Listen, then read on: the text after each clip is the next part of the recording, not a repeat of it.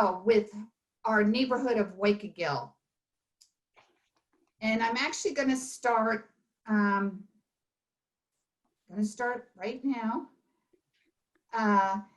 with pre-white settlement times, when the indigenous people who had migrated to this area would encamp along the shores of Long Island Sound.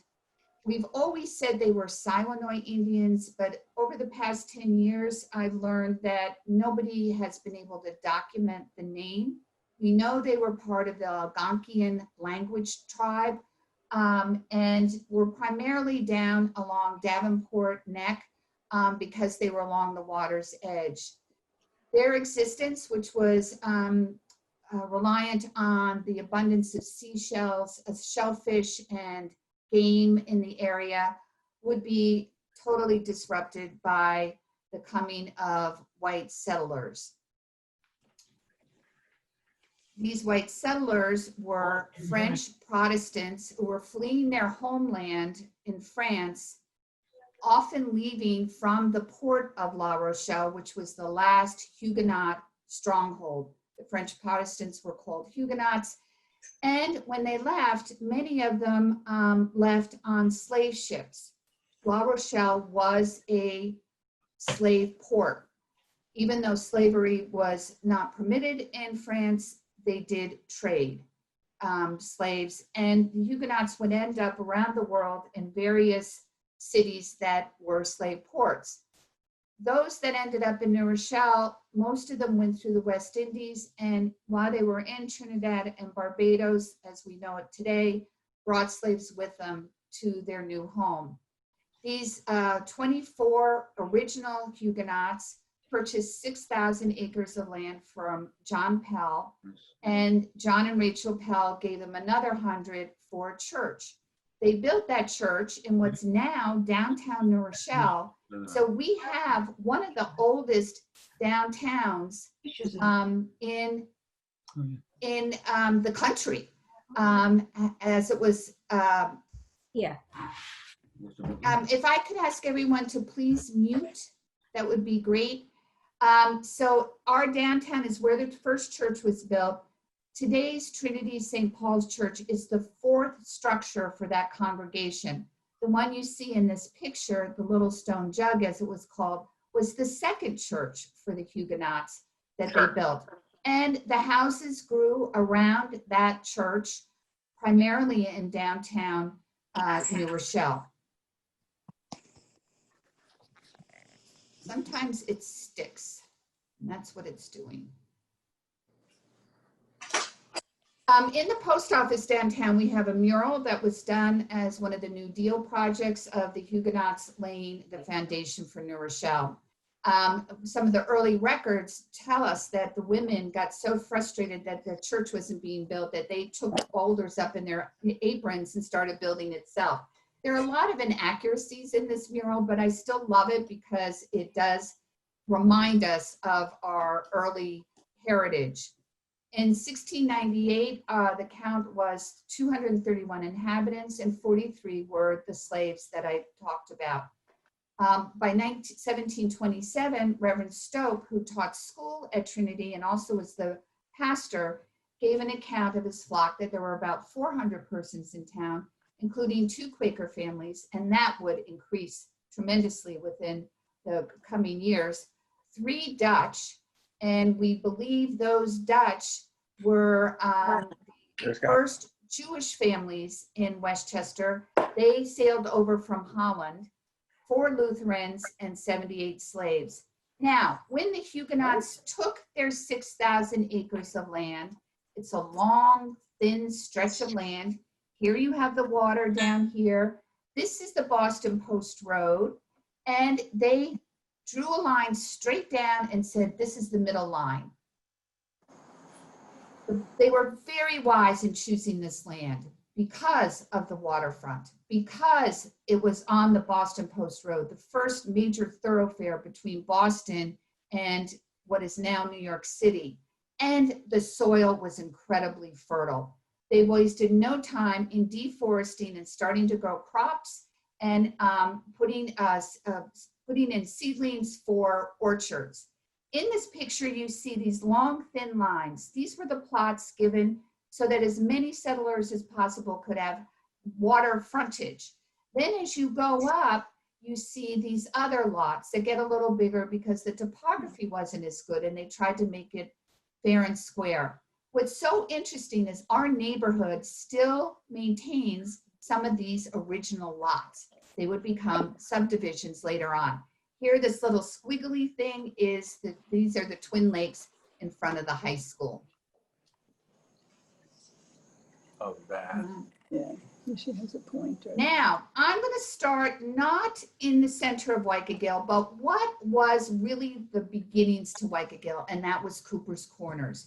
Cooper's Corners would be the satellite for downtown New Rochelle. It was the upper reaches. It was more than 3 miles from the waterfront and became a little hamlet. It was called Cooper's Corners because there was a store run by John Cooper, pictured here. And it was not only the store, but there was a mill that was I think they're having a discussion of that new assisted living after this. If we could please have everybody mute for right now, and wait, if we need to have a discussion, you can go in the chat room, or once we're done, we can open it up for discussion. But right now, I need to ask you to have your mute on. So here we have the intersection of Mill Road and Wilmot. This, of course, was Cooper's Corners Garden Center. Mill Road was named for the mill that was powered by the Hutchinson River. It was the Burtis Mill, and that helped this little hamlet grow. And within no time at all, it would include a church and several houses, such as this one that was just torn down a few years ago. This was the Davis house, and this is where George Tolliver Davis grew up and would start the first undertaking business. Of course, we all know of George T. Davis Funeral Home. Well, it had its starts in Cooper's Corner. By 1959, a satellite church for the Trinity Episcopal Church in downtown New Rochelle had been built, and this was called St. John's Wilmot Church. People would refer to it as the Little White Church up on the hill. It was built in 1959. The architect was a Mr. Durand, and this would serve not only New Rochelleans living in the northern reaches, but also it would serve the people in Eastchester who practiced Episcopalian, were Protestants. And here's the church today, beautifully restored by the congregation. Right next to that church, it was, and it still is there today, amazingly so, a one-room schoolhouse. This was built in the late 1700s, and this is where the children in the upper reaches of New Rochelle would attend school. All the other children were attending school, except for those who were of color. There was a separate school, as it was called. But the other children all went to school, and all went to school at Trinity Place School that was located on Trinity Place, not in the current location of Trinity School today. Here's the little one-room schoolhouse today, and guess what? It's still used as a school, which I think is just phenomenal. It was later extended onto, oh, and here's the bell that used to ring the children to the school. It was later extended, and this was also part of the school, and it would serve some children in Eastchester and some in New Rochelle until 1920, when Roosevelt School was built, and then the New Rochelle school kids would go there. It was sold by the city of New Rochelle, which then owned it to the church, St. John's Wilmot Church congregation, and they used it as a parish house. Today, it is again a school, but it even had another life. For 4 years, it was a precinct, a police precinct back in the 30s. And the captain of the precinct, which had 24 officers, was Captain Kiernan, the grandfather of our former fire commissioner.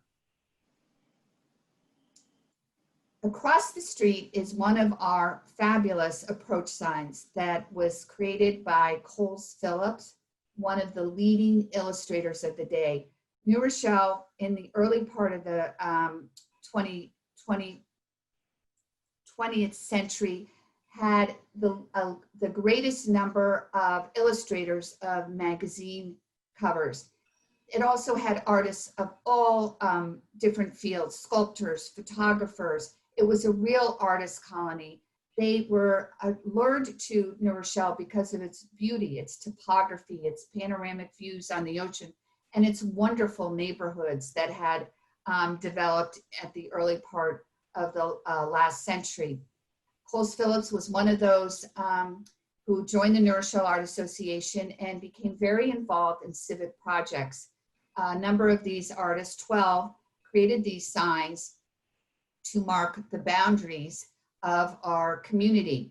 Here are the artists pictured here, and Coles Phillips is this gentleman here. Right next to him is Norman Rockwell. Interestingly, Norman Rockwell's final home in New Rochelle was right around the corner from St. John's Wilmot Church.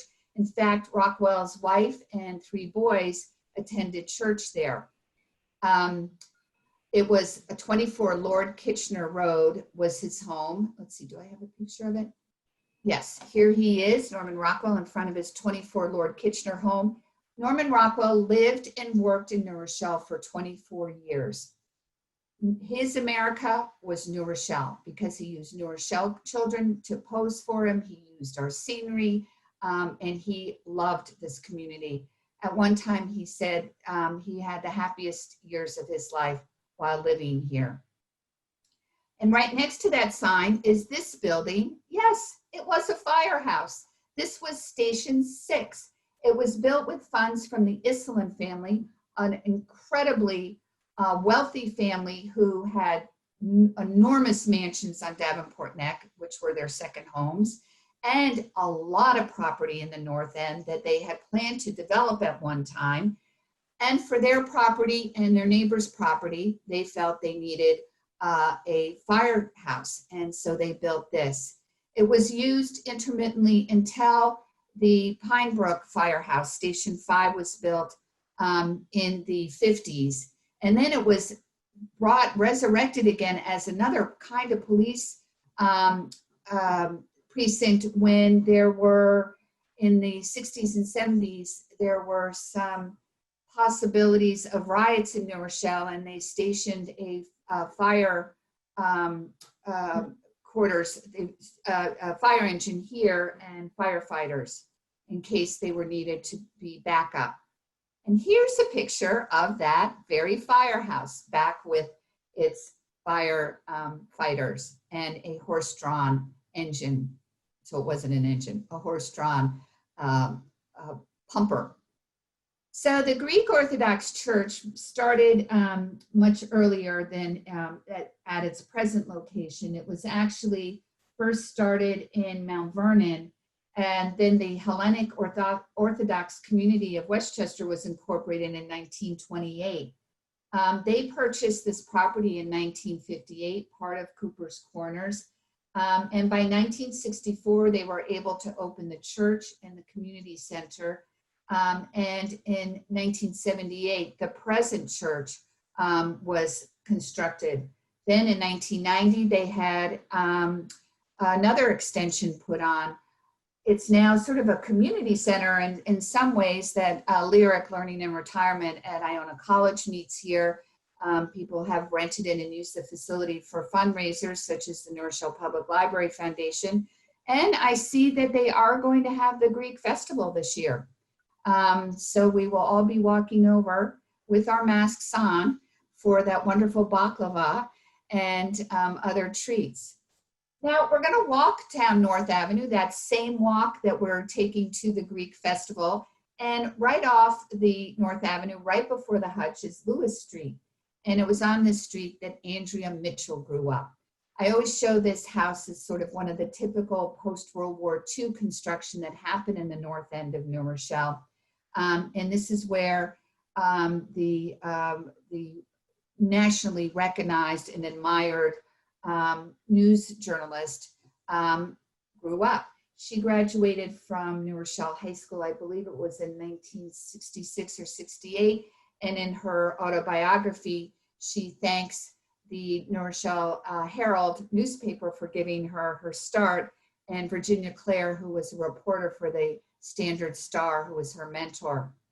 And then we go down to Ursuline, where is a thriving girls' private school. It had its origins in 1897 when 70 young women enrolled in the Ursuline Seminary when it was located at Leland Castle. Let me see, I think I have a picture. Here's Leland Castle down that became the administration building for the first Catholic women's college in New York State, the College of St. Angela, which would later be renamed the College of New Rochelle. Mother Irene Gill had a great vision. She knew that women deserved and needed the same kind of education as young men and men. So she started the Ursuline School for young women and then the college. Unfortunately, as we know, the College of New Rochelle closed 2 years ago, but Ursuline continues to grow strong. In 1997, they celebrated their 100th anniversary. They're always expanding. They always, I think, are at full enrollment and incredibly successful. On the campus, there's also a residence for Ursuline nuns, who I might say have done so much for this community in so many ways, a very forward-thinking order. They've been responsible for many different great causes, such as Song Catchers and the Adult Learning Center and numerous other philanthropic charitable organizations. Now, as we come down to Quaker Ridge Road, which was named for the Quaker meeting house that stood on Weaver Street, actually in the town of Mamaroneck, we find this house, one of the older houses in New Rochelle. This was the James/Israel C Courthouse. James C. Court owned much of the property in the late 1600s, early 1700s. He was one of the original founders of New Rochelle, and his property extended all the way to the town of Mamaroneck. He would gift his property to his son, and on the property, this house was constructed by Israel C. Court, probably in the 1760s, or maybe even a little earlier. It was here in 1776 that the commander of the British troops who were marching to White Plains stayed headquartered and put together his strategy for the decisive Battle of White Plains. These British troops had landed in Pell's Point and, along with Hessian soldiers, encamped on both sides of the Middle Road, now North Avenue, staying here for several days while they strategized to march to White Plains for the Battle of White Plains in October 1776. The Patriots lost that battle, but while fighting, they were able to keep the British from entering what would become New York City, so that General Washington could regroup his troops and defend the city and the port. Next to this house was a cider mill. This all became owned by the Niehouses or Newhouses. He was a sculptor, and she was a fabulous gardener and activist, a suffragist, a member of the Women's Club. She had a rock garden nursery. And the newspapers were always filled with stories about this couple. And at one point, she had been put up in the cider mill or the chicken coop while she renovated the cider mill, so she didn't have to live in the big house with her husband.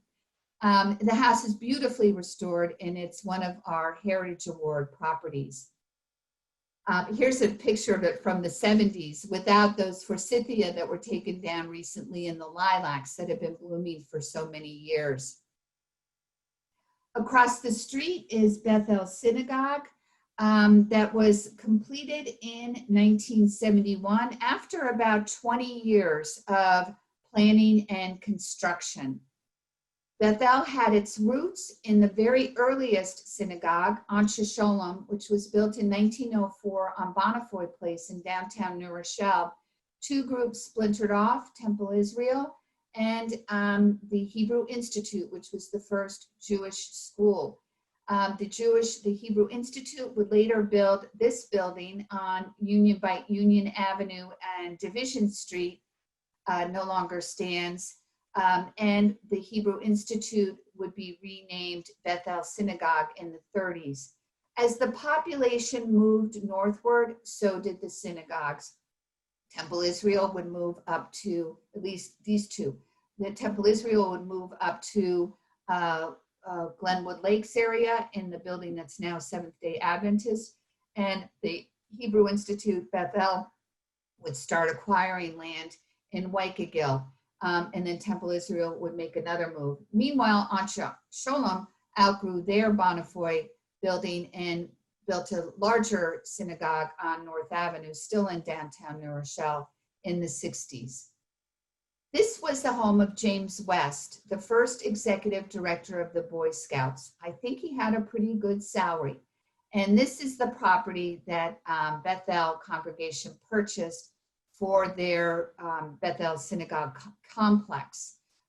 Spanish Mediterranean revival style, which was one of the popular styles of the day. This was built probably in the 20s. Now, I'm going to show you one of my most favorite pictures. This is an aerial view, I think in the late 40s, of Wykagyl.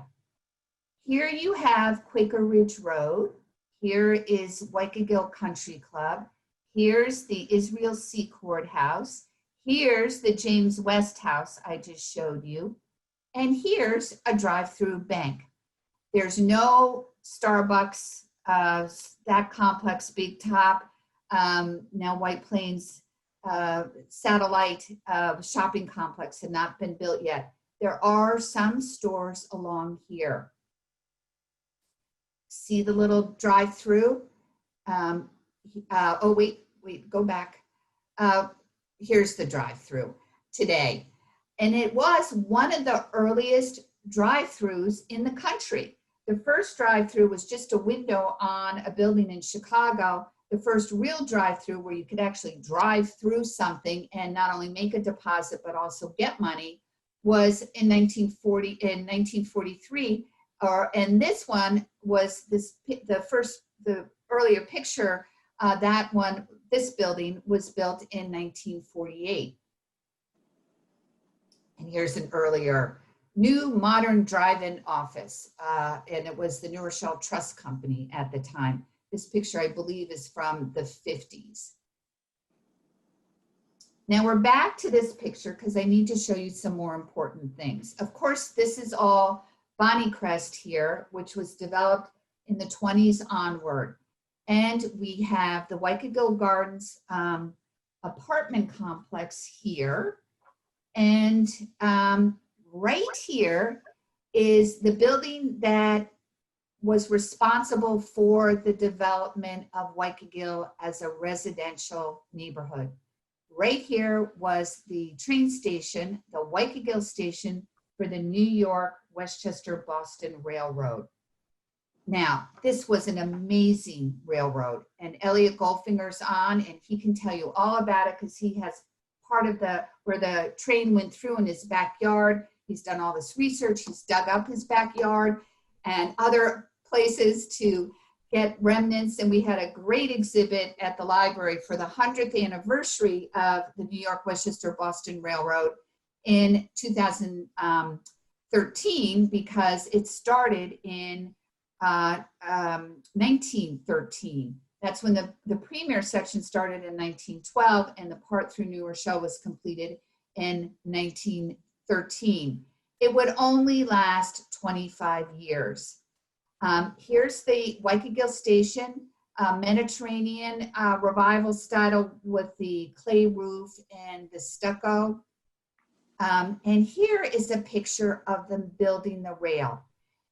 No expense spared. Of course, this was bankrolled by J.P. Morgan and William Rockefeller. They wanted a smooth riding train. So here they would build a trestle. This is the work train going over to dump soil to build up the trestle.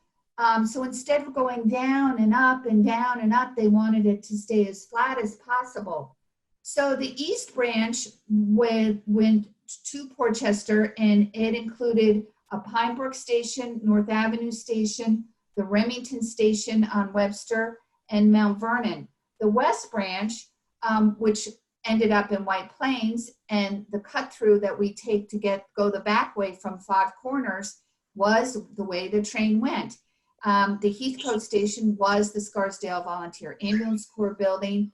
Then there was the Quaker Ridge, Wykagyl, and Chester Heights.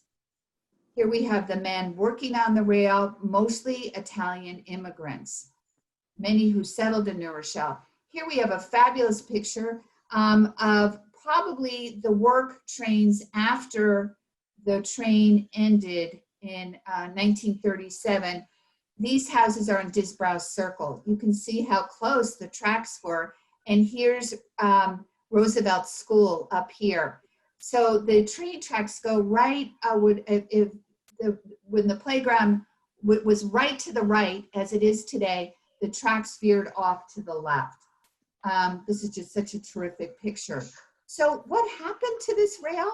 Well, it never really went to New York. It only went to the Harlem River. So if you got to New York, you would still have to get on another public transportation to get to Wall Street, and it never got to Boston. So it went as far as Portchester, and it went as far as White Plains. Here is what they called the Quaker Ridge Station, but it's actually in back of the Pine Brook Fire Station at the end of Pine Brook Boulevard as you go up Waverly. And if you make a right turn on Kewanee, you can still see the entrance here and this turnaround. Here's a picture of that station and the wide open space of the north end. Here's Waverly going up towards Weaver Street.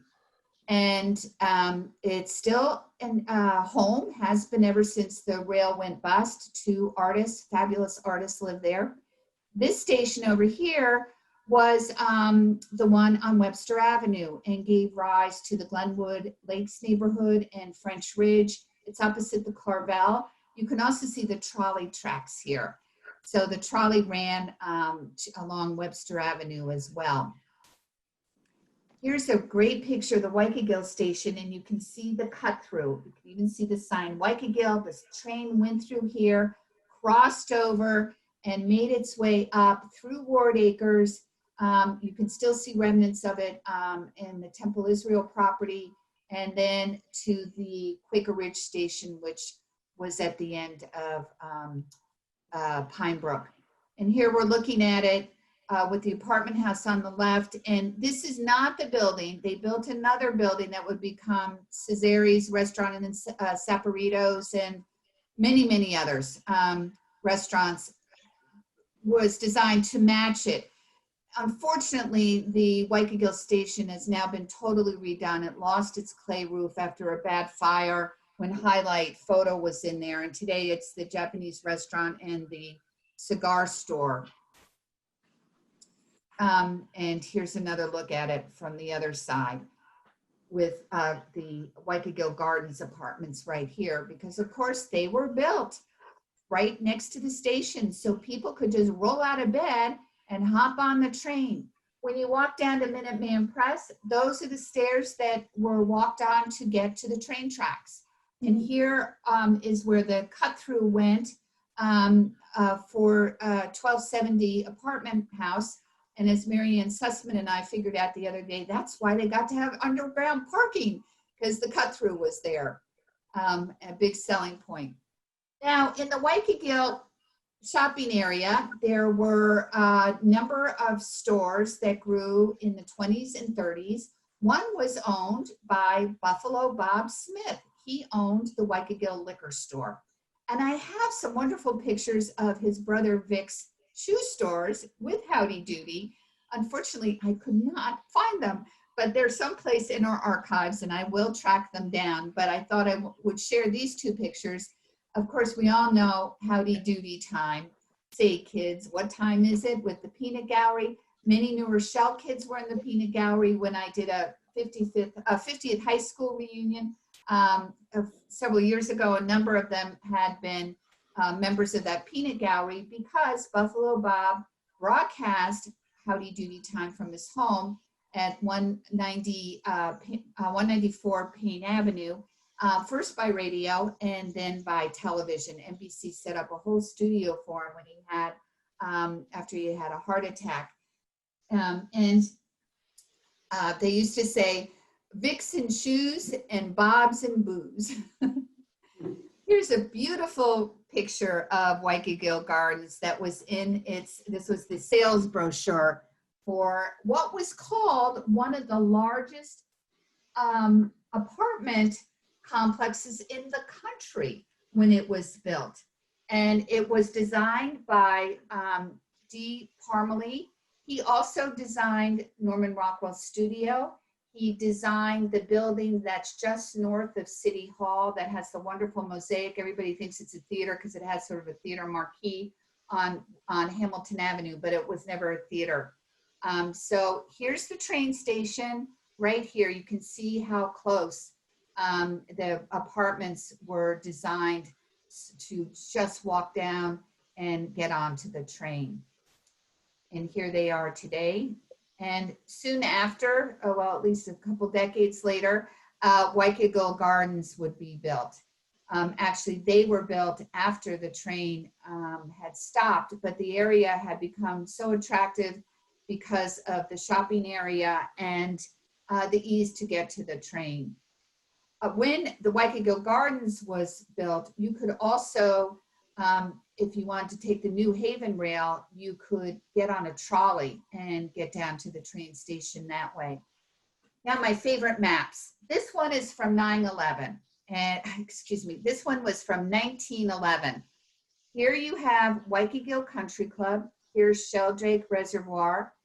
Hellendale Farm, which is now part of Ward Acres, is what was on part of Hellendale Farm as also Ward School. Hellendale Farm was a farm for breeding horse races, and the owner was Dickerman, who was the president of the New York Stock Exchange. It would later be sold to the Ward family, who were famous because of their bread. In fact, and Robin. if we could please mute ourselves, that would be great. So Hellendale Farm, I know this isn't Wykagyl, but it's such an interesting story. The Ward family. All right, so if I didn't, all right, but I gotta ask you a question. If I didn't want to use Maestro as the caterer. Excuse me, What else would I do? whoever's talking on the phone, can you please mute yourself? Here's Hellendale Farm, Ward Bakery, famed people purchased it. There's a great book called The Social History of White Bread, and in that book you will learn how the Ward family brought the American diet to its demise. Any rate, back to the screen. Here's this site that would become James West House. Here are the New Rochelle reservoirs, Eastchester and New Rochelle reservoirs. This is the Disbrow Farm. Opposite is also part of the Disbrow Farm right here. Then we have the other farms. Remember I said those lots that were first designated for the Huguenot settlers? These are still farms. The Berrien Farm, you see it goes from North Avenue almost to the reservoir. The C Courthouse Farm from North Avenue almost to the reservoir. Here's Echo Realty Company. And this yellow area we're going to learn about very shortly was all part of Rose Hill Nursery. So if you live on Siebrecht or Rose Hill, this was where, this is the area that your property is in. And over here, which says Quaker Ridge Realty Company, would soon be bought by the Trenner Land Company. Trenner was a dance instructor in Manhattan who became incredibly wealthy. He taught the Goulds, the Vanderbilts, all the mucky mucks at the turn of the century, took dance lessons from John Trenner. He bought up all this property. He also had property, Trino Street in New Rochelle, and on the other side, Mayflower. He actually gifted land for the construction of Holy Family Church. He had lots and lots of money. And Quaker Ridge Realty Company would be bought by the Trenner Land Company, and then it would become the Wykagyl Gardens Realty Company. So that was all on this side of North Avenue. I'm not going into this side of North Avenue because we're doing this for the Waikikil's Crossroads Neighborhood Association, so we're sticking with this side for now. So this was 1911. Now when you go to the next slide, we're at 1927. Here you see all these little boxes are lots, and the buildings, the color-coded buildings, are color-coded for fire insurance purposes.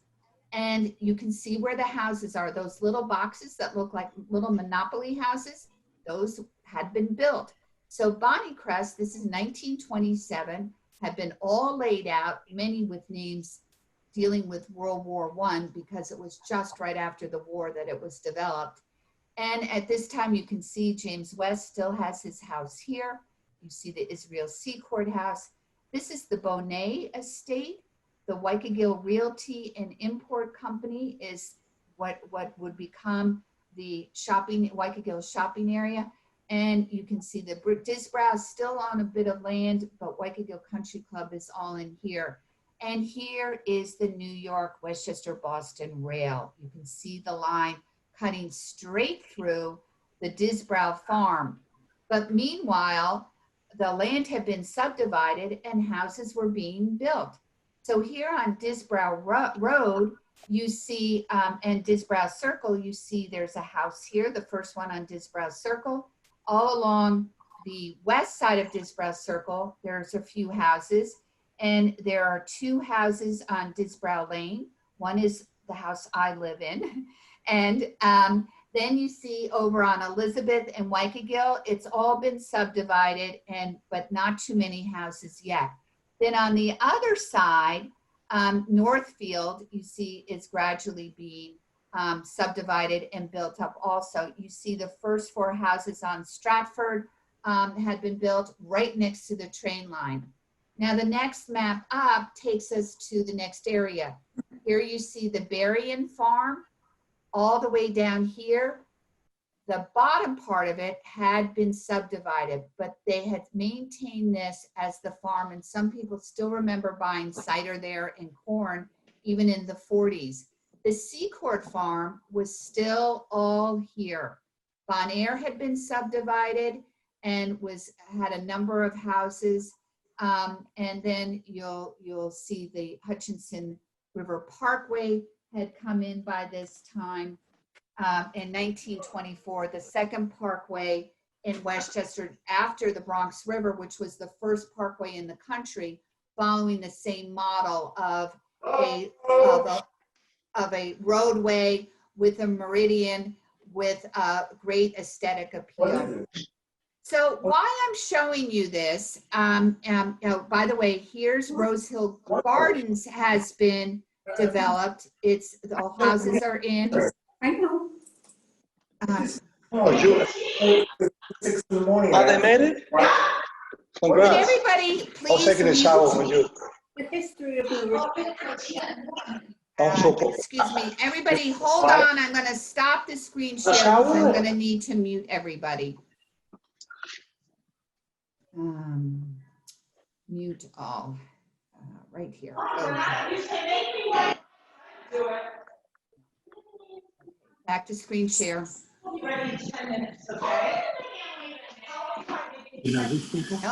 that didn't work.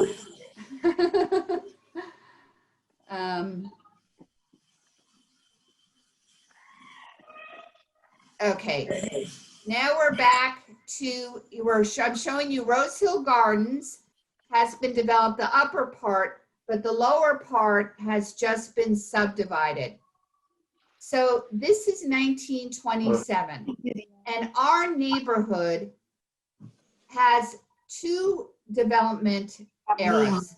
One was post-World War I, and the other was post-World War II. If an area hadn't been developed by 1927, it would have to wait until after World War II when there was enough funding for the development to take place. Wykagyl thing? Now, as we're going up the street, we come to Roosevelt Terrace Apartments, and School. Come on. Roosevelt School was built in 1924 by primarily Italian immigrants, 1920, as a result of the growing population in Wykagyl. There were children who would get on the New York, Westchester, Boston rail to go to school. One of them was Nancy Fraioli, whose mother would call up to make sure that her child had, her mother would call up to make sure that Nancy had arrived at the school. With the school reorganization in 1981, this school was sold to become the condos. And there was a friend of mine who lived in, one time was one of the first buyers, and lived in her third grade classroom. As we continue walking, we come to the cemetery that's next to United Methodist Church. This had early origins because an earlier Methodist church was there, and it also was joined by bodies that had been interred in a downtown Methodist church.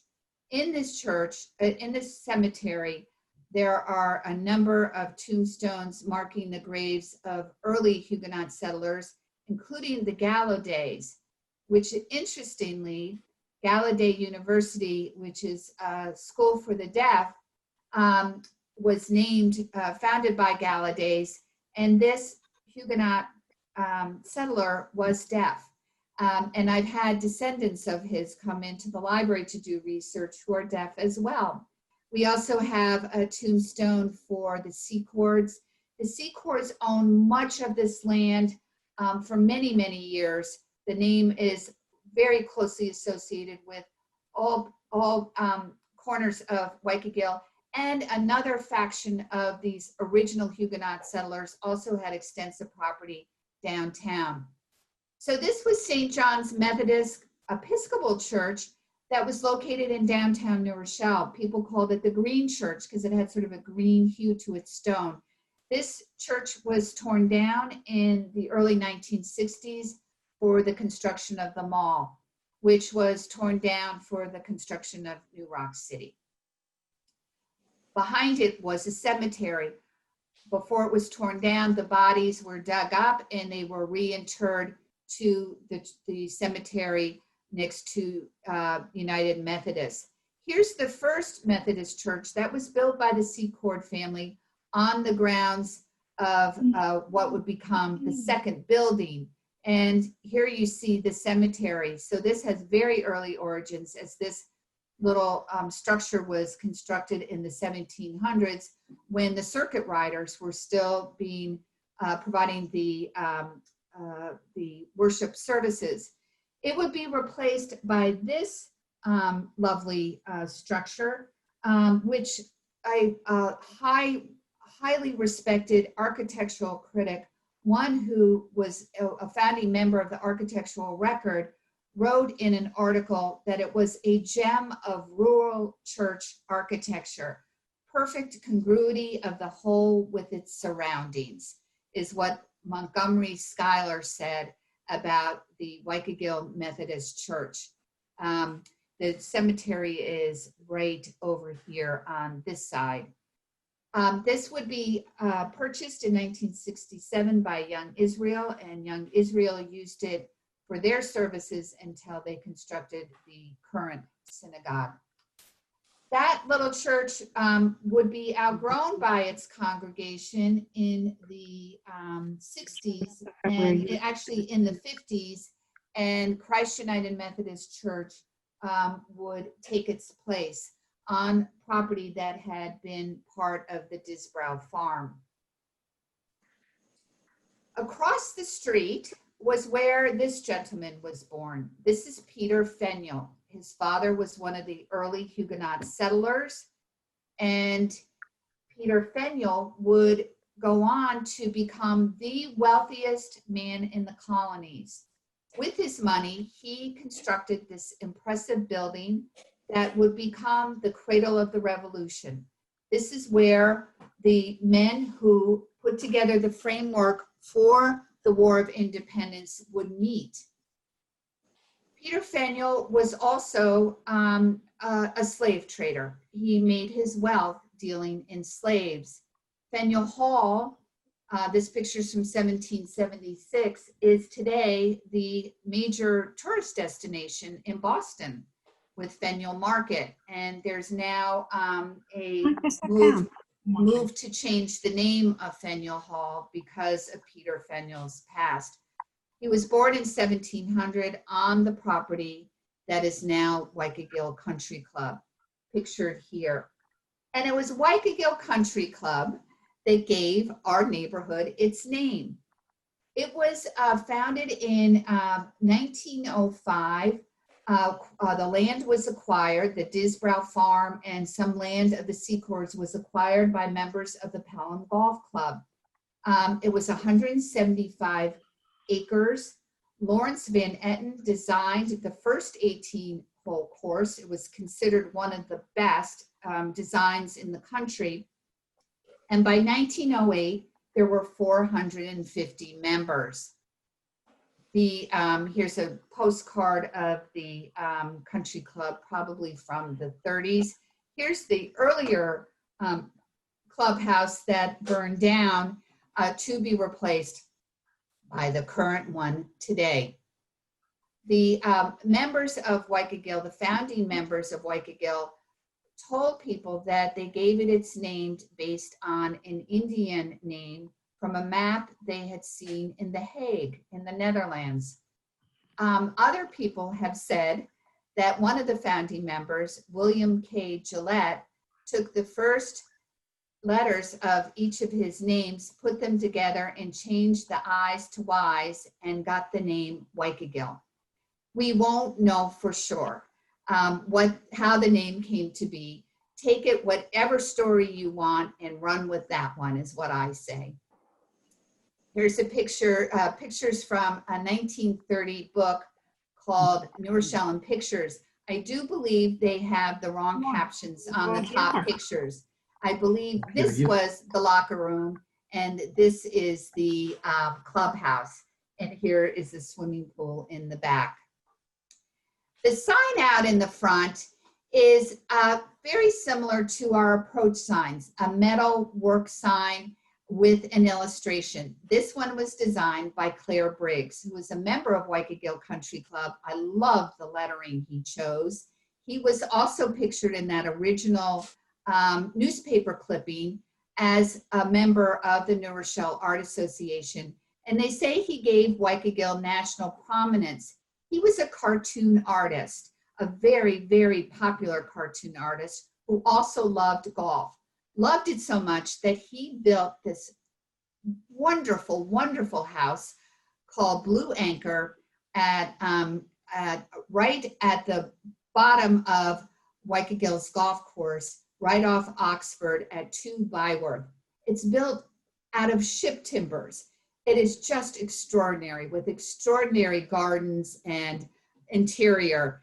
And this is where he did his comic strips that went coast to coast for the Hearst papers. There was Mr. and Mrs., which would be considered incredibly sexist today, and his favorite was called Golf. Lots of his cartoons hang on the walls in Wykagyl Country Club. Here's his signature, and he would often sign it right underneath Wykagyl because he figured that was his home. He also designed one of the approach signs. This one is up by Holy Sepulchre Cemetery on Kings Highway. New Rochelle, the place to come when a feller needs a friend. That was one of his strips as well.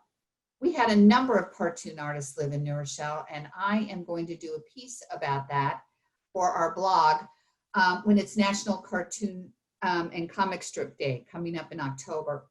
So here's the Disbrow Farmhouse that was located just next to Wykagyl Country Club's property. The Disbrows had farmed what became the country club for over 50 years, and they also had their farm extended to the other side, which is why we have the name Disbrow and Disbrow Circle. They were not Huguenots, they were of English descent. The Disbrow name is throughout Westchester County. They lived in this house from 1856 to 1963.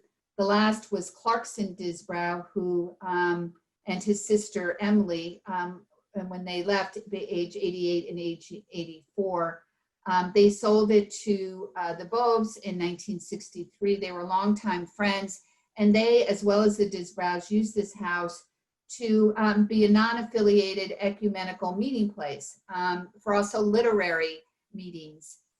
They in turn sold it, and young Israel would purchase the property in 1994.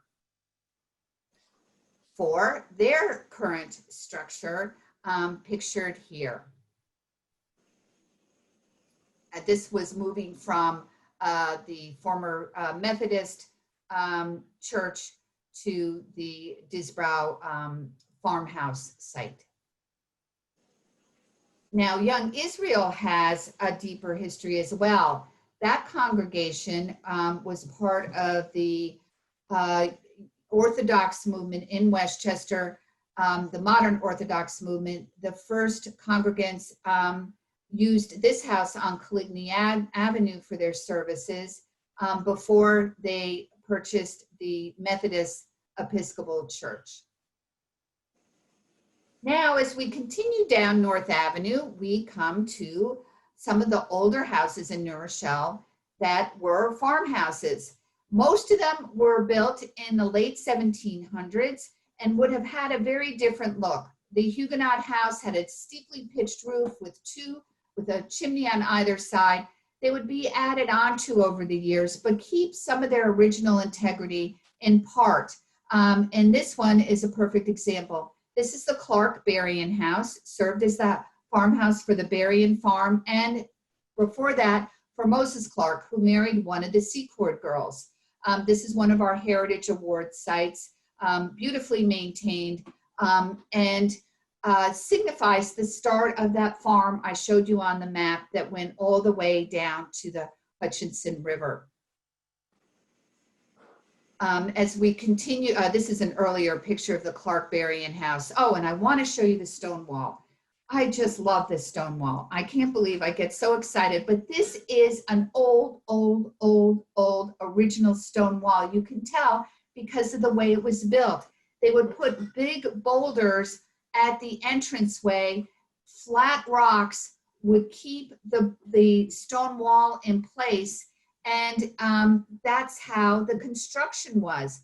This is why there's a wonderful book, Sermons in Stone, written about stone walls and includes many in Westchester, and this epitomizes it. So does this. This is a post from one of the original gates where they would use the post to block the entranceway and then remove it to let the cattle in. So this still remains. I think that is amazing. All right, now we go along and we come to a pillar that says Bonaire Park. No, there was never a park here.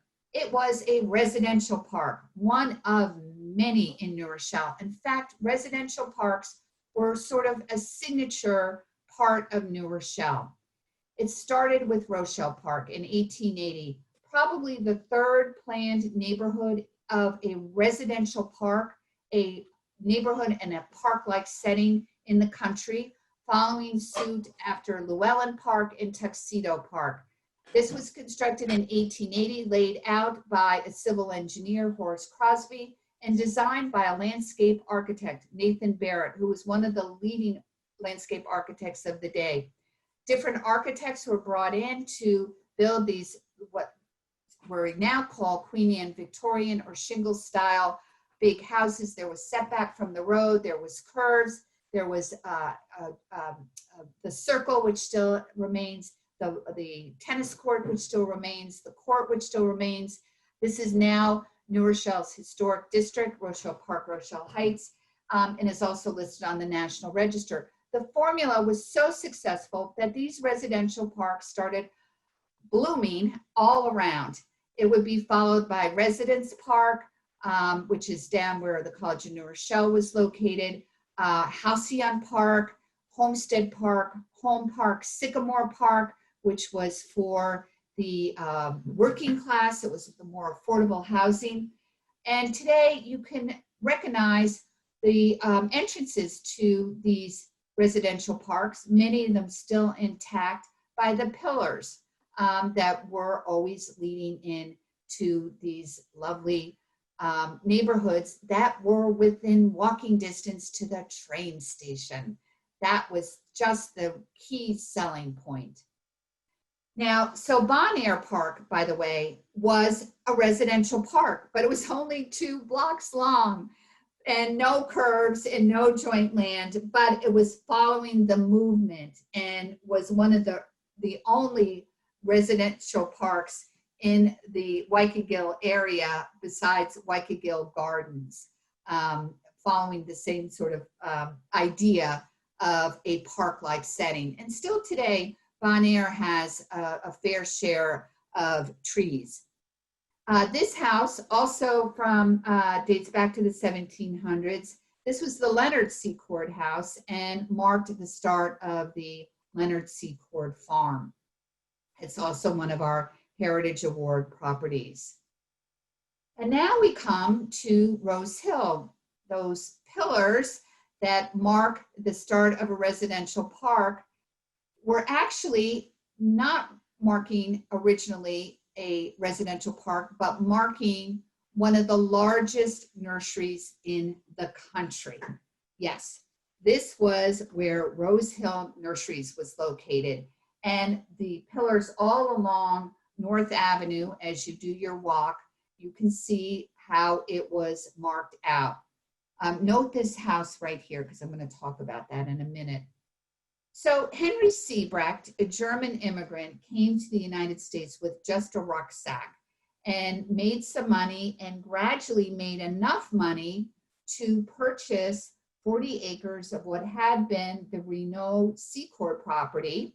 The Renault's property went down to the high school and the Seacourts were on the other side. And he purchased this property in 1878 and started developing this amazing nursery. It's where some of the first winter blooming lilies of the valley were grown, commercial orchids, all kinds of wonderful trees, including that weeping birch that hangs down over the sidewalk on Cameron Place. I love that, walking under that weeping beech. That was a Rose Hill nursery tree. It was called the City of Glass. There were 68 hothouses. This is the plan for Rose Hill Nursery. It was enormous. It went from North Avenue all the way to the Hutchinson River. Not only gardens, but all these greenhouses. People tell me in these areas they often find a whole lot of broken glass in certain spots. Very well could have been from these greenhouses. These are the same pillars I showed you a picture of. And here, this gazebo is in the plans here, pictured here. This is a catalog that's in the Smithsonian Institute. Siebrecht and Son, and he also had a partner by the name of Wadley. They furnished all of the major florists in Manhattan, all the florists who were taking care of the brides, the Vanderbilt brides, the Guggenheim brides, the Gould brides, all of the society brides would get their flowers through Siebrecht and Wadley, who had their florists, flower shops in Manhattan, and the flowers were grown out here at Rose Hill Nursery. It flourished. Here's an actual picture. Here's that gazebo again. And behind that house that I said take note of is the gazebo. Yes, it was restored by a former owner very carefully with somebody with expertise in gazebos. And that is the gazebo that we see in this picture from the turn of the last century. Here you also get an idea of the extent of the greenhouses that went on and on for these nurseries. Siebrecht died in 1934, about a decade after his nursery closed. My guess is World War I probably brought it to its demise, and it didn't help that he had a German last name. There was such anti-German sentiment throughout the United States that many, many businesses had to close after World War I. He was really a remarkable individual. He helped design the World's Fairs. He helped lay out the New York Botanical Garden, Coney Island, John D. Rockefeller's estate, even Edison's estate. He had his hands in all of those. He also had greenhouses and grew exotic plants in Trinidad, and he had shops in Newport, Rhode Island as well, because he did cater to that high society crowd.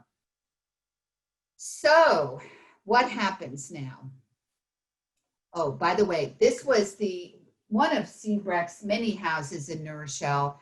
This is when it was undergoing renovation. It's at the corner of Cameron and North Avenue. One of the few Second Empire style houses in New Rochelle with the Empire roof. Another one is Huguenot Children's Library, the first brick house. And there are just a couple others in New Rochelle, but this was Siebrecht's house, and it had been restored. Now it's got too much growth, so I can't get a good picture, but it is quite a lovely house. So, as I said before, there would be two major eras of development, either post-World War I or post-World War II. These are examples, and these are from our collection at the New Rochelle Public Library. We are very, very fortunate to have been the recipient of much of Dominic Brazis, who lived on Norman Road and was a retired New Rochelle police officer and a lover of New Rochelle and a lover of old photographs. He amassed an amazing collection. Many of them he turned over to us. We are still in the midst of processing them, which means we're digitizing them, labeling them, and making them accessible to the public. When I say thousands of images, I mean probably over 10,000. Not only black and white pictures, but glass negatives, slides, postcards, and our postcards collection has been digitized now and is up online. So these are actually snapshots that were taken, I believe, in the 40s, but show two houses that were built in the 20s on Rose Hill, because by then Rose Hill Nursery had closed down, and that before World War II, the property had been purchased and the development had been started. And right after the war, it was completed. So this was the era of revival style. And on both sides of North Avenue, Wykagyl Gardens and Wykagyl Crossroads has exemplary architecture of the American revival style. That would include Tudor revival that would incorporate sort of medieval Cotswold features from Europe. It would include Italian Renaissance revival, Spanish Mediterranean revival. These came to us with the immigrants from Europe, as well as the craftsmanship. So that meant that there was much attention to detail, fine masonry, fine brickwork, beautiful lead-paned windows, often stained. Also other architectural details, particularly with the Tudor, it would have the wood and the stucco and brick. With Spanish Mediterranean feel, this has a bit of that because it has a clay tile roof, but would exemplify the periods of the time. And we have some really stunning examples. The architects might not have been the most prominent. In fact, many of them would be hired by the developer to design and construct many houses at one time, and then the buyer and there were many buyers coming into New Rochelle in the 20s, the buyer could pick the model they would like, but they made big enough differences so that they weren't sort of cookie cutter. They each had their own feel, and they often had very interesting roof lines and window shapes and other features to give them what we call character. Yes, if you have glass doorknobs in your house, that was your time period. And here's some other examples of Tudors. These are pictures from the 1930 New Rochellan pictures. 72, they called it Rose Hill Gardens at the time.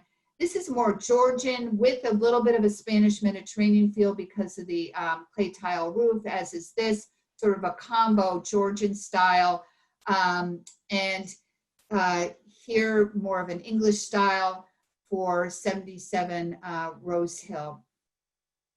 If any of you who are watching live in one of these houses and would like copies of your pictures, just let me know. At the end, I'm going to put my email address in the chat room if you don't have it already. Here's some more from Rose Hill Gardens. Very impressive houses, bigger lots. That's the way it was developed by the consortium, and these residential parks, these neighborhoods would usually be consortiums of a banker, a designer of some kind, a landscape designer sometimes, a realtor, and somebody who was loaded with money. Two more of Rose Hill Gardens. Oops. And here we have some on Elizabeth. Also, these are truly good examples of the Tudor style with the half timber roof, half timber wood on the front, and the leaded windows. Elizabeth houses have great leaded windows, and many of them have been retained.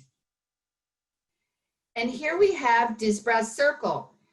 This is 26 Disbrow Circle. It was one of the first houses. It was built before the rail line went bust. And it was, I think, one of 3 houses that were built in the 20s. Here's a later picture of it in the, this is the picture in the 30s. This is the later picture where you can see it's all grown up. So this is the one from 1929, and this is the one from probably the 1940s when all those snapshots were taken. This is the 39 Disbrow Circle, and right behind it, a huge stone wall, and just beyond that is where the train ran. And 71 Disbrow Lane is a Spanish Mediterranean revival style house, and a very good example of one with interesting roof of clay tile and great design of windows. Very much has the correct style. Now, when I said there's a second movement, this came after World War II. The land had been bought up possibly, but not subdivided, and there was nothing happening during the war. There would be no new construction, and none, even if the land had been subdivided, people didn't have enough money to buy the lot to build. So it wasn't until after World War II, when the GI Bill came into effect, that New Rochelle, not only our area, any leftover land, but all the land in the far north area, which had been already deforested, it was all farmland, was primed for rapid development to accommodate the growing population of vets coming home and wanting a place in the suburbs in which to raise their family. They wanted good schools, they wanted to be near a train, they wanted park-like settings, they wanted nature, they wanted topography, they might have wanted to be on the waterfront, they wanted a thriving downtown, and some near the Parkway. And this was ideal. This was the prime location for another big boom in development. What hadn't been developed before was snatched up and developed, and that included the western end of Rose Hill. So these pictures depict houses from that era. They were built in the mid-1940s. And at this time, New Rochelle was seeing a whole new wave of people coming in. It had been experiencing every wave of immigration from Germans to Eastern European Jewish to Italian to even before Irish. The Irish came after the Germans, and then cluster migrations from after World War II, African Americans from the cities and from the South. A great cluster migration that began in 1954 from Michoacan, Mexico, and a cluster migration of Jewish families leaving the boroughs and coming to the suburbs. And they would find homes here in Wykagyl as well as in the north end of New Rochelle. So here you have some more houses on C Court from that time period. Now, the other boundary for Wykagyl Crossroads is Nature's Steady Woods, which has a very interesting history because it's a real hodgepodge. If you've gone walking through the wonderful trails in the Nature's Steady Woods or towards the reservoirs, you'll see remnants of the New York Westchester Boston Rail, such as this bridge that was constructed. And the train went from Chester Heights right through what land that was owned by the Interlaken Water Company that had been started by the Iselin family, that family of wealthy financiers, yachtsmen, and philanthropists, and then sold off bit by bit. They eventually sold part to the County of Westchester as part of the Westchester County Park Commission plan, and I thank those gentlemen every day for what they did. It was the first park system in the country, and they got land in every part of the county to become parkland. Nature's Steady Woods was designated for the conservation of wildlife and wildflowers and trees. It was used by the Audubon Society. There was a wonderful article about Nature's Steady Woods in the Club Candle. That was a magazine published by the Women's Club of New Rochelle. And Mrs. Hamburger wrote a terrific article about the beauty of Nature's Steady Woods and all the different birds you could find there and the different vegetation, saying it's in your backyard, use it. Mrs. Van Etten, one of the early presidents of the Women's Club, was a strong fighter to protect this property because over the years, almost every decade, the New Rochelle school system tried to buy some of it to build. They wanted to build more for the high school. They wanted to build another school. They kept trying to buy pieces of the Nature's Steady Woods, even in the 60s. Well, it never happened. Even more recently, I believe in the 90s, they tried, and I think County Legislator Jim Mazzano put a kibosh on it. They wanted a little bit opposite flange drop because the school does use it, and the schools always have used it for nature study, which is a great use of it. Now, the other part of the woods, the trails go to the reservoirs with a really interesting history. Here we have Webster Avenue looking east. So you're getting a feel for the train coming through and what it looked like. Webster Avenue didn't go all the way down until after the train went bust. So the train is now coming down by Webster Avenue. And here is part of the reservoir. Two reservoirs, part of the Interlaken water system, as was the Innisfree, is that it? Innisfree, the Eastchester reservoir, were all part of the system, the water system that was put in late 1800s to furnish New Rochelle with its water. And here you have some of the waterworks to show you the extent that was building. These are, by the way, from glass negatives, these slides that we're looking at now. And we have a number of them, of these waterworks. This was part of the waterworks. It was a chlorinating station being built. Do you all recognize it? It's leading me to our next very brief section of this presentation that we're coming to a close on. But this was a chlorination station that would later look like this. And it's right next to the current Rose Hill Nursery. That, by the way, got its name because it was founded by one of the former workers, and now a descendant of that worker owns the smaller version of Rose Hill Nursery. And in the 30s, Michael Lance rented this as his studio. It was abandoned at the time. And Michael Lance, who grew up in West New Rochelle, he was actually, the family name was Lanzo, but he and his brother changed it to Lance. And it was here that he won a prized commission. Actually, I think it was, I'm not getting the date right, but I'm trying to do this from the top of my head. I will try to get the date. I think it was the 30s. He won a $42,000 commission out of several hundred entries to design sculptures for the Federal Trade Commission.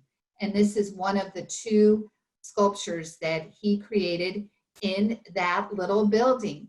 He went on to do a major monument in the largest World War II American cemetery in Europe, as well as a number of medallions and patriotic murals out of sculpted murals, mosaics, a number of prize things, and was considered a preeminent sculptor of the day. His brother, who we grew up with in West New Rochelle, was Walter Lance. He did not live in Wykagyl Crossroads, but he did grow up in New Rochelle, and I thought you'd be interested in Walter because he was the inventor or creator of Woody Woodpecker. And of course, we all know Woody. So these 2 young men whose father was a butcher in the Little Italy, as it was when they were growing up, part of New Rochelle. So now I'm going to show you just a couple other well-known figures from our neighborhood. And this always gets dangerous because I'm sure to leave someone out.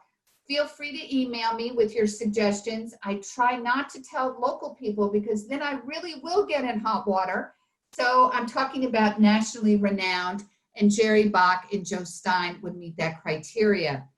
It was in Joe Stein's house on Elizabeth that they conceived of and wrote Fiddler on the Roof, which opened on Yom Kippur in 1964 on Broadway with Zero Mostel in the lead role. And it was in this house where Joe Stein was living.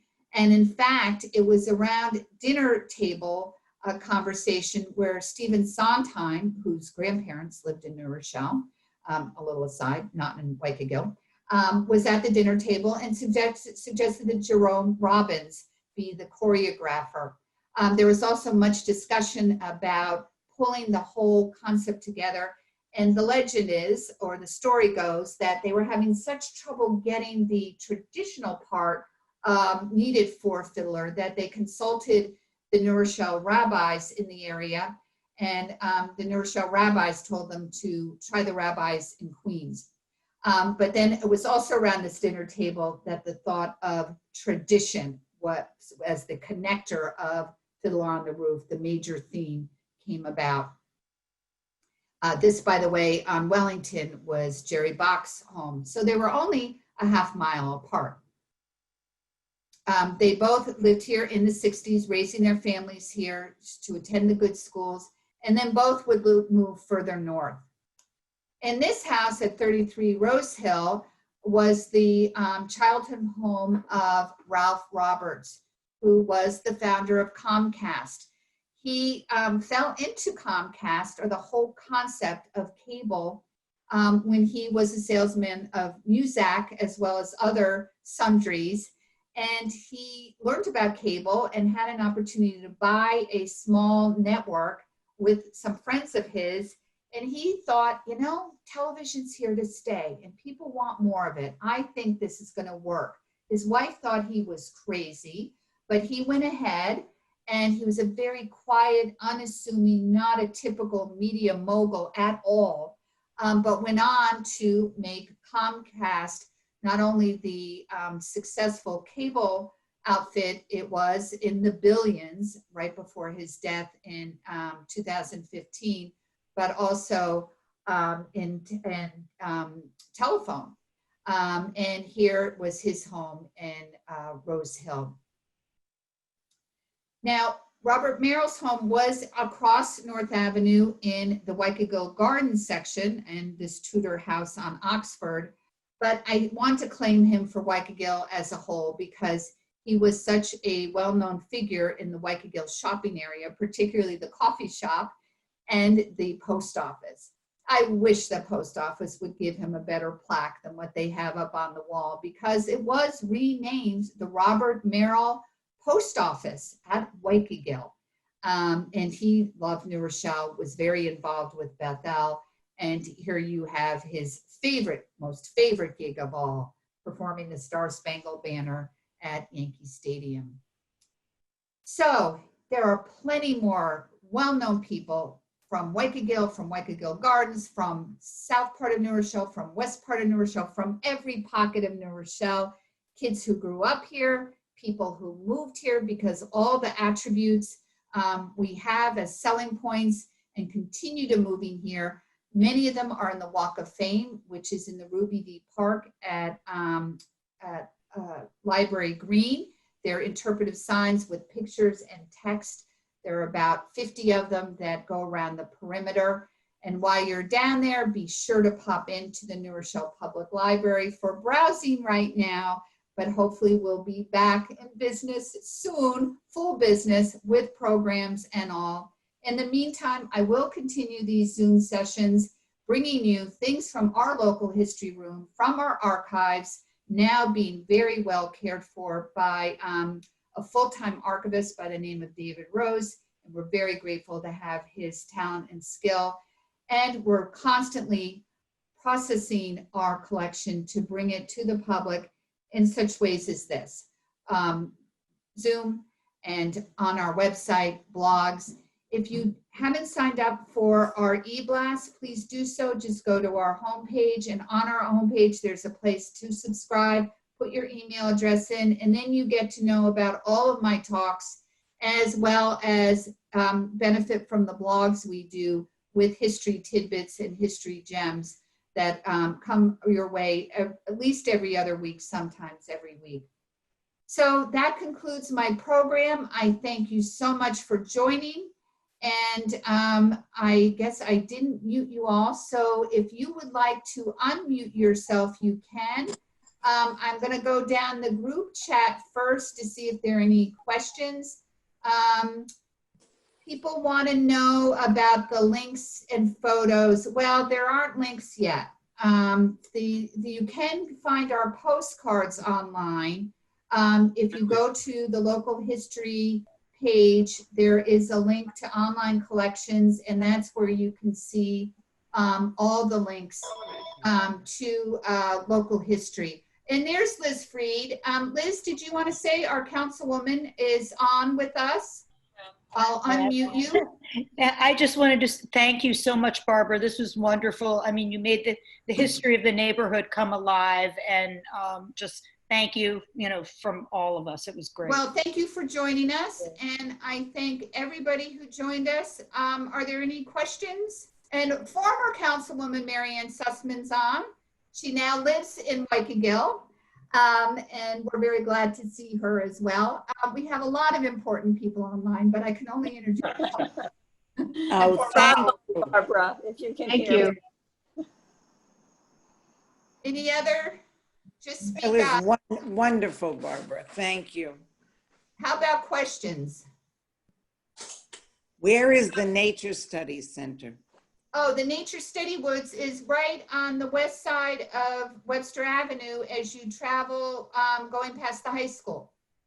So Okay. if you were to go in the back of the high school, you get there. And on the trails of the Nature Study Woods, you can make your way all the way to Chester Heights, or all the way to the Twin Lakes, where the horse stables are on California Road. So it's a really, really great resource. I would bring a friend if you're going to do the trail. I believe it's safe, but better safe, be extra safe. Thank you again. Just have a restful weekend. Okay, Barbara, thanks. may I Yes, Mary Jane. Now, Mary Jane's one of these local celebrities, and I should introduce her too because she was an elected official. serving on the New Rochelle School Board for 32 years? 30. 30. I thought it was more, but she not only on the Board of Education, but she was the president of just about every organization around. We're not seeing her picture right now. Mary Jane, speak up and maybe your picture will come up. All right, I just wanted to make No. a couple of personal comments. No. The fact that my house is on the C Courthouse orchard. And when we moved here in 1959, there was an original apple tree. One tree left on the property. Of course, it's long since gone, but I thought that was rather interesting. That is interesting. You know, they once called New Rochelle the city of orchards. There were orchards every place. And in the springtime, you see how fertile the land is. The ornamental fruit trees are spectacular. And that's because the soil is good and they could grow lots of wonderful fruit. There was a pear, Churchland pear named for one bred. Lawton blackberry, I have some growing right next to Lawton Street in our children's garden. Fabulous. And some of those orchard trees still exist. We lost one in the last storm. We had one from the Disbrow Farm in our backyard. Participants. Okay. Hi, I have a question about the Twin Lakes Yes, in front of the high school. yes. I was always told that those were man-made, were they? Actually, no. Those were natural, and there's a whole water table, and people on White Oak Street will tell you because they get flooded all of the time. It was probably a much smaller pond that was excuse me, the Sheldrake Creek goes through that area and all the way down to Long Island Sound. And it was probably dammed up to create a pond that then was extended to become a lake. So it wasn't dug out. It was merely the creek being dammed up. And it was used for ice manufacturing up until the creation of Freon. And with the creation of Freon, the Malsteads, who had the ice making concern there, it was enormous, huge stables in which they stored these big blocks of ice. We have wonderful pictures of the whole operation on glass negatives. They would be shipped out to New York City, and they'd also furnish the ice boxes in New Rochelle. That met its demise in the 20s, and the property was sold for the construction of the current high school because the original high school, which is now City Hall, had been outgrown. Barbara, I would assume that Nature Study Woods is an extension of the original Rose Hill Nursery. I don't think so. I think Rose Hill Nursery stopped at the Hutchinson River. The Hutchinson River created a natural boundary. I do think the Nature Study Woods was part of the interlaken water system, and they had sold some of it to the New York Westchester Boston Rail. And once the New York Westchester Boston Rail looked like it was going down, they were able to sell more to the county. So I don't think Rose Hill went across the Hutchinson River. I could check my maps though, and I will let you know. So Barbara? the nursery ends on Webster, and then the woods begins on Webster and goes to the Hutch. Oh, you're right. You are right. The Hutch doesn't separate it. I don't know. I don't know. I know. I tend to think not because I'll find out. I'll find out for sure. I'll find out for sure. I'm just, Henry, he'll know. Barbara? yes. Barbara, Diane, on Cameron, that weeping birch tree, which I Yeah. love to walk under. It's gorgeous. Do you have any idea how old that one is? Well, we know it was part of Rose Hill Nursery, and that closed in the 20s. There's a couple other weeping beeches down on Valley that I think he also planted. I have been pushing for a tree inventory because we have a number of really, really important historic trees in New Rochelle. And we need to know where they are first, and then we have to be able to protect them. They need to get more TLC than most, because I mean, that weeping beech is fabulous. We also have some copper beech that can be well over 100 years old. So I think that weeping beech is well over 100 years old. Probably maybe even 125 years old, maybe even 150.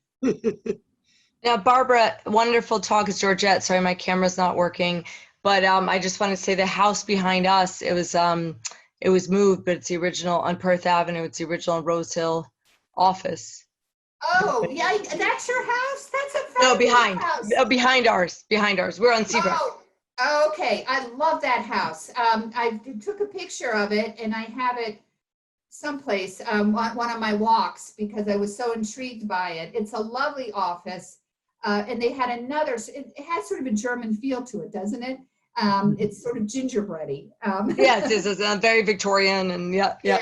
And it's just, most people don't see it because you have to make that right turn to the dead end. Yeah, that's a lovely house. Yeah, thanks for pointing that out. Thank you again for this superb talk. Well, thank you. And I'm sorry I didn't know the answer for the Rose Hill, but I will get that to you.